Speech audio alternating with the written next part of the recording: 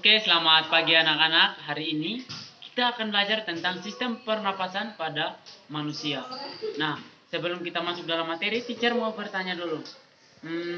Apakah kalian di sini pernah tersedak? Kira-kira kenapa kita bisa tersedak? Nah, tersedak merupakan gerak refleks untuk mengeluarkan benda atau makanan yang masuk ke dalam saluran pernapasan kita manusia. Nah, menurut kalian apa saja yang menjadi saluran pernapasan pada manusia? Nah, oke. Nah, sistem pernapasan pada manusia adalah sekumpulan jaringan organ yang terlibat dalam proses pertukaran oksigen dan karbon dioksida. Nah, sistem organ ini bekerja sama untuk menyalurkan udara yang terdapat di lingkungan ke seluruh tubuh atau sel-sel tubuh yang membutuhkan udara. Nah, bernapas sendiri berarti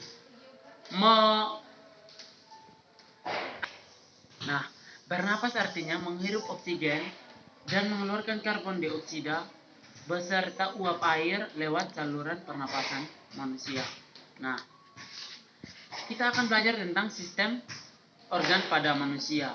Nah, sistem organ pertama pada manusia itu ada hidung.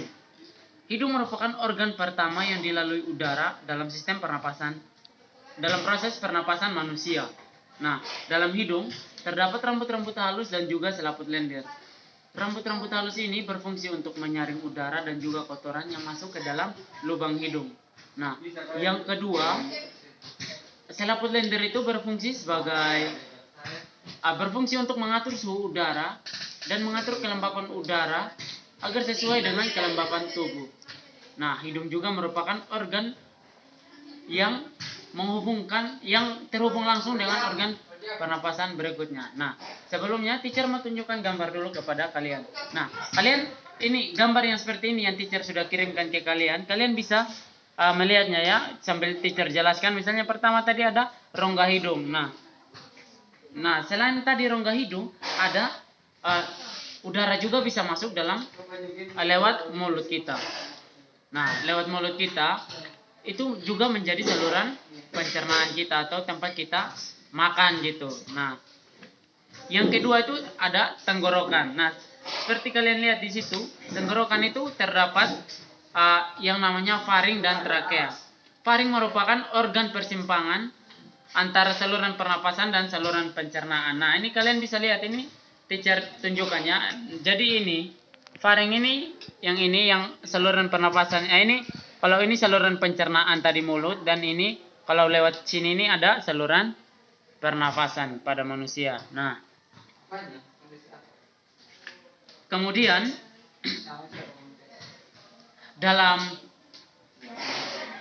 pada bagian dalam dinding batang tenggorok itu terdapat juga rambut-rambut halus dan juga selaput lendir. Nah, rambut-rambut halus dan selaput lendir ini berfungsi untuk menyaring benda-benda asing yang akan masuk ke dalam paru-paru kita.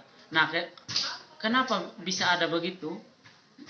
Karena kalau ketika benda-benda asing bisa masuk ke dalam paru-paru kita, itu bisa menyebabkan infeksi terhadap paru-paru kita dan bisa menyebabkan kematian. Jadi Tuhan itu baik sekali ya, luar biasa, sehingga dia sangat detail untuk menciptakan kita. Nah, yang ketiga itu ada pangkal tenggorok atau laring. Pangkal tenggorok atau laring ini menghubungkan hidung dengan batang tenggorok atau trakea. Nah, pada ujung trakea terdapat yang namanya bronkus. Nah, bronkus adalah percabangan yang menghubungkan trakea dengan paru-paru kiri dan paru-paru kanan. Nah, paru-paru terdapat dalam rongga dada kita manusia. Nah, ini teacher mau tunjukkan dulu yang trakea ini. Kalian bisa sambil lihat gambar kalian ya. Jadi ini trakea ini. Nah, trakea ini ada bronkus ini di sini. Nah, ini percabangan antara ini paru-paru kanan, ini paru-paru kiri. Jadi kalian bisa lihat sendiri. Sambil lihat di gambar ya. Nah, udara yang dihirup akan masuk ke dalam paru-paru.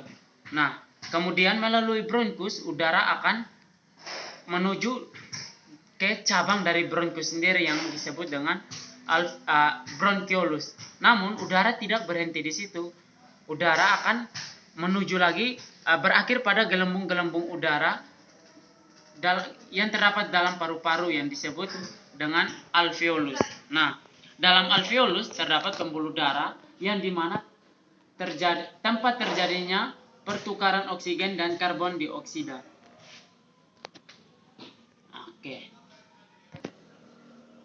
Oke, nah sistem pernapasan pada manusia terdiri dari pernapasan dada dan juga pernapasan perut. Nah, pernapasan dada terjadi karena gerakan tulang rusuk oleh otot-otot antarusuk.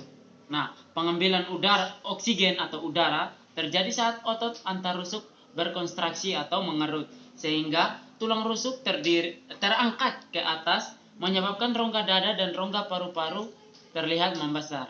Nah, sedangkan pengeluaran oksigen terjadi saat otot antar tulang rusuk itu berelaksasi atau mengendur.